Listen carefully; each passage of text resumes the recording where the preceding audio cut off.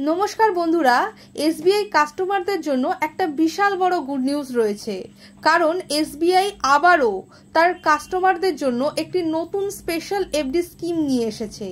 যদিও এর আগে এসবিআই তার কাস্টমারদের জন্য 400 দিনের স্পেশাল একটি এফডি স্কিম অমৃত কলশ এনেছিল, এবারও এসবিআই কিন্তু একটি নতুন স্কিম নতুন স্পেশাল এফডি স্কিম লঞ্চ করেছে। সেটির নাম হচ্ছে অমৃত বৃষ্টি স্পেশাল এফডি স্কিম। আজকের এই ভিডিওতে আমরা অমৃত বৃষ্টি স্পেশাল এফডি স্কিম রিগার্ডিং যাবতীয় বিষয় জানবো। এই স্কিমের যদি পিরিয়ড অফ অ্যাভেলেবিলিটির কথা বলি, তাহলে এই স্কিমটি 15 জুলাই 2024 কিন্তু অ্যাপ্লিকেবল হয়ে গেছে এবং 31 মার্চ 2025 পর্যন্ত অ্যাভেলেবল থাকবে।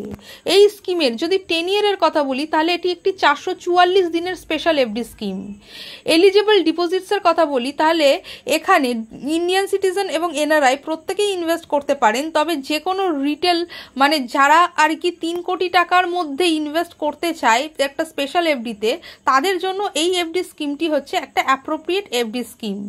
এই স্কিমের ইন্টারেস্ট রেটের কথা যদি বলি, তাহলে জেনারেল সিটিজেনের জন্য এই স্কিম ইন্টারেস্ট দিচ্ছে 7.25% আর সিনিয়র সিটিজেনদের জন্য 7.75%।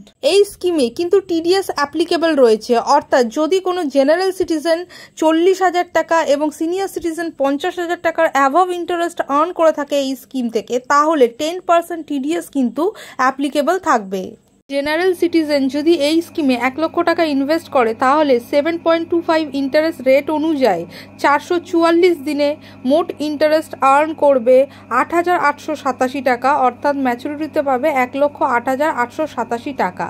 ঠিক একইভাবে যদি কোনো সিনিয়র সিটিজেন এই স্কিমে 1 লক্ষ টাকা ইনভেস্ট করে থাকে, তাহলে 7.75% ইন্টারেস্ট রেট অনুযায়ী মোট ইন্টারেস্ট আর্ন করবেন 9,504 টাকা 92 পয়সা, অর্থাৎ ম্যাচুরিটিতে পাবে 1,09,504 টাকা 92 পয়সা। আর প্রি ম্যাচিওর উইথড্রলের ক্ষেত্রে এই স্কিমের কি নিয়ম রয়েছে?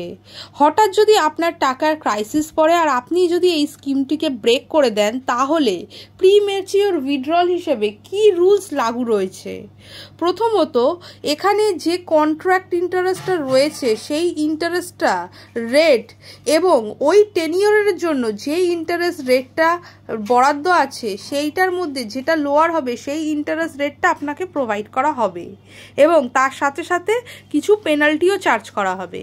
তো চলুন একটা এক্সাম্পলের সাহায্যে ব্যাপারটা বুঝে নিই। ধরুন কোনো জেনারেল সিটিজেন 7.25% ইন্টারেস্ট রেটে এই স্কিমটি ওপেন করেছে এবং 1 বছরের মাথায় এই স্কিমটি ক্লোজ করে দিয়েছে। তো 1 বছরের ব্যাংকের যে এফডির ইন্টারেস্ট রেট সেটা হচ্ছে এখন বর্তমানে 6.8%, কিন্তু তিনি এফডিটা করেছেন 7.25%। এই দুটো ইন্টারেস্ট রেটের মধ্যে যেটি কম ইন্টারেস্ট হচ্ছে সেটি আপনাকে প্রোভাইড করা হবে, অর্থাৎ 6.8%, এবং এটার সাথে সাথেও আপনাকে পেনাল্টিও চার্জ করা হবে। আর এই পেনাল্টিটা চার্জ করা হবে কিরকম না, যদি আপনি 5 লাখ টাকার মধ্যে ইনভেস্ট করে থাকেন আপনার এফডিতে, তাহলে 0.5% পেনাল্টি চার্জ করা হবে।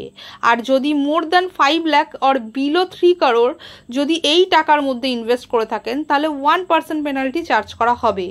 অর্থাৎ এখানে আপনি 6.8% মাইনাস 0.5%, অর্থাৎ 6.3% ইন্টারেস্ট তখন আপনি পাবেন। যদি অ্যাভাব 5 লাখ টাকা ইনভেস্ট করে থাকেন, তাহলে 6.8 থেকে 1% মাইনাস হয়ে 5.8% ইন্টারেস্ট রেট পাবেন। তাছাড়াও আপনারা যদি এফডিটিকে ওপেন করার 7 দিনের মধ্যেই ক্লোজ করে দেন, তাহলে কোনো রকম ইন্টারেস্ট আপনারা পাবেন না। আর যদি এসবিআই আপনারা স্টাফ হয়ে থাকেন বা পেনশনার হয়ে থাকেন, তাহলে সেক্ষেত্রে এই যে পেনাল্টিটা চার্জ করা হয় সেটা কিন্তু অ্যাপ্লিকেবল হবে না। স্কিমে আপনারা ইউনো অ্যাপের থ্রুতে ইনভেস্ট করতে পারেন, কিংবা এসবিআই ব্রাঞ্চ ভিজিট করেও ইনভেস্ট করতে পারেন, বা ইন্টারনেট ব্যাংকিংয়ের থ্রুতেও কিন্তু ইনভেস্ট করতে পারেন। বন্ধুরা, আজকের ভিডিওটি এই পর্যন্ত। যদি ভিডিওটি ভালো লাগে, লাইক শেয়ার সাবস্ক্রাইব করতে ভুলবেন না। Thank you for watching.